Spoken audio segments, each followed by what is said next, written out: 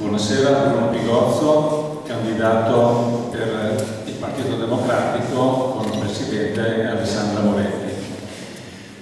La mia candidatura non è un fatto personale, è un fatto collettivo che nasce da un'esperienza che in questi 5 anni ho svolto all'interno del Consiglio regionale dopo essere stato sindaco a Salzano per 2 mandati. Le primarie interne, diciamo così, del partito hanno ritenuto che la mia candidatura potesse portare a continuare il percorso svolto in questi anni per raggiungere l'obiettivo di alternare il governo che finora ha retto questa regione con la nuova candidatura di Alessandra Moretti.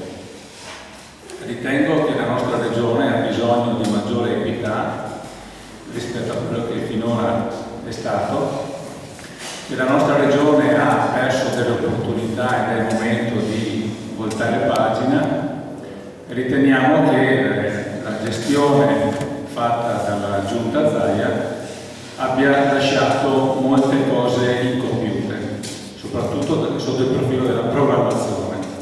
Ed è su questi obiettivi che magari poi nella discussione riprenderemo, che intendo portare il mio contributo assieme a quello della squadra che con Alessandra Moretti si sta presentando alle elezioni.